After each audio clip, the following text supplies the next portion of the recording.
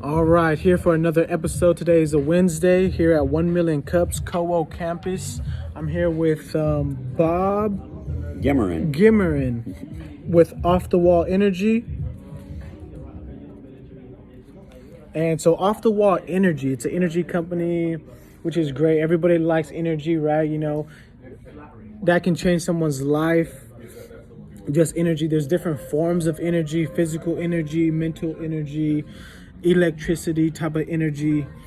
Off the wall is kind of like, I'm thinking Vans Off the Wall, which is kind of just a wordplay on just the brand itself. Off the wall, Vans Off the Wall. And so this right here is the product.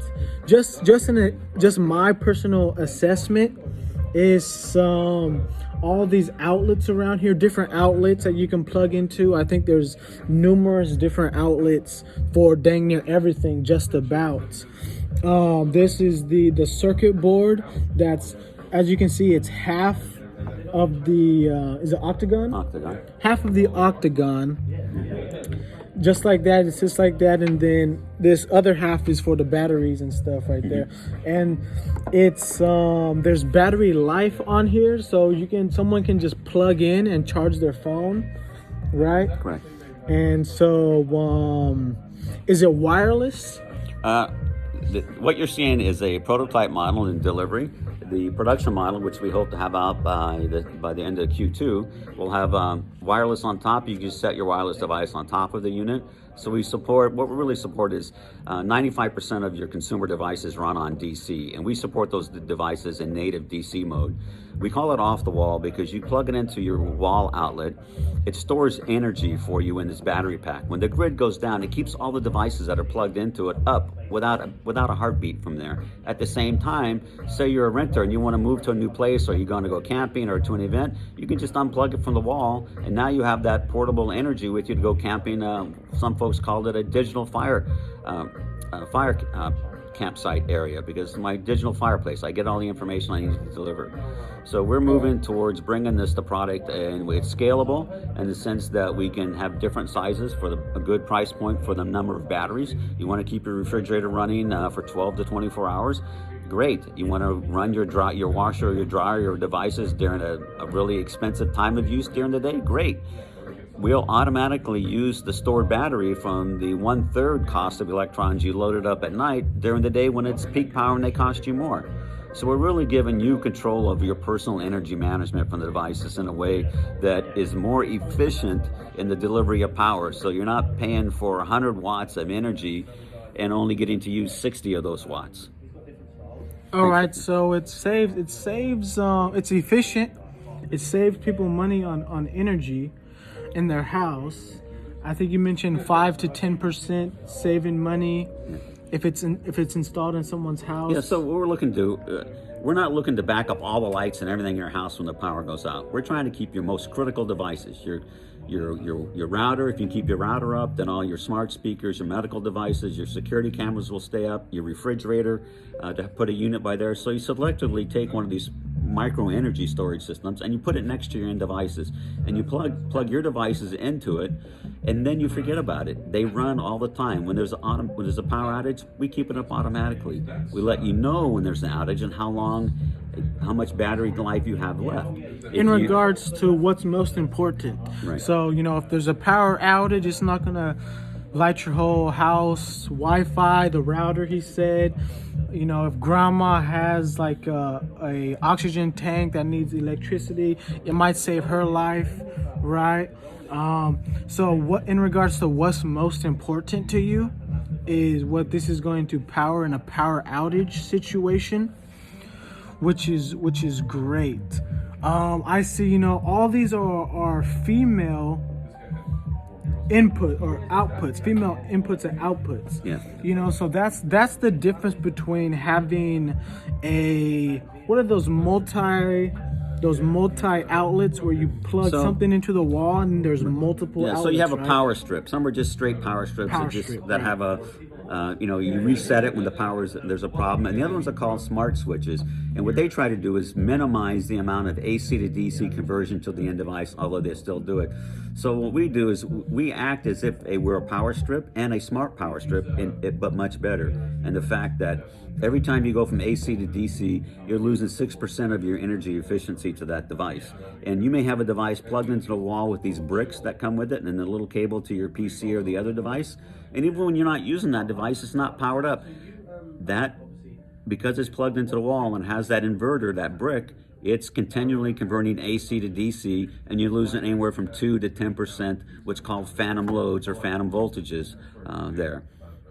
And so Right. Okay. So you can plug in a power strip into there, along with a lot of different other things. So there's the normal input output. Like, what's this little 2-circle thing? Okay, well, so what we have here, maybe you can put your phone down and I'll just talk to you this way. So what we have here is a prototype. So on the back, when you build hardware, you build things to learn. And this is a learning device. Yeah. It's a 3D printer for delivery. And 360, there's 360, right? So it's a octagon. And what you'll see is in the front of it, there are no ports. We want it to be attractive. Does this look like a big UPS? Does this look like a big power bank that you throw in the back of your pickup truck? Do you think you're going to be able to put that on your coffee table in your entertainment center or your kitchen counter? No, it's too much. And so what we do is we take the biggest cables, which is the AC power input, and even in the prototype we thought of global stuff. So you can plug this device to any AC grid on the planet. We'll automatically recognize through our really sophisticated power circuitry system here that it's either 120 or 240. At the same time, we have a high voltage input, high amp input port for our prototype.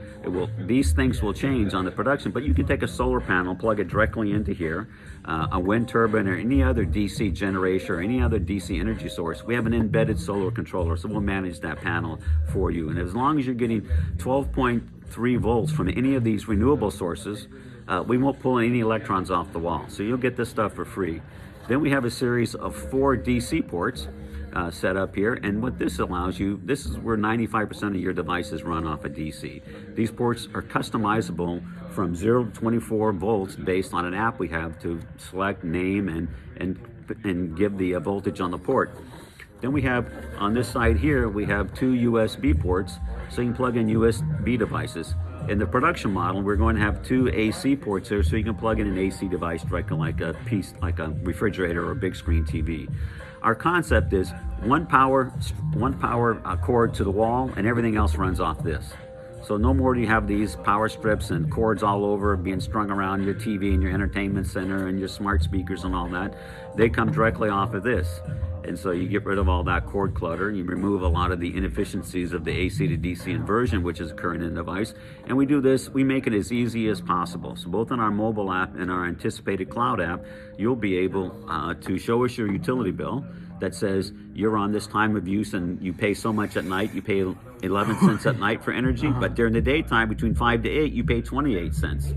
So let's load it up with 11 cents per kilowatt, and then during the day, then between 5 to 8, don't pull those 28 cents off the wall. Use the 11% here, and we'll learn your usage patterns for energy, so that we can give you advice about how your management of your energy is going. That's okay. That's a lot of information. I'm not sure if y'all were taking notes, but there was a lot to learn from that. So I would say it's a hybrid indoor. It could be indoor, and it could also be outdoor. Yeah. Right. So that's probably a feature of it. So my feedback is, something like this, that's like a little power grid circuit board. This is going to be over a lot of people's heads. Yeah. That's over a lot of people's heads, right? I would say just start with informing people, educating people just about these outlets, the DC, the AC DC of that, and where you can plug in the wind turbine and the solar panel. Right. I would start with that because that's the main part, as opposed to going with a circuit board that's over a lot of people's heads, right? Because I didn't know if you edit your podcast. No, not Oh, really. okay. We're just about wrapping things up Okay. right now. So that's just about it. I know it's about to buy something about $500, and you know it's a product. Yeah.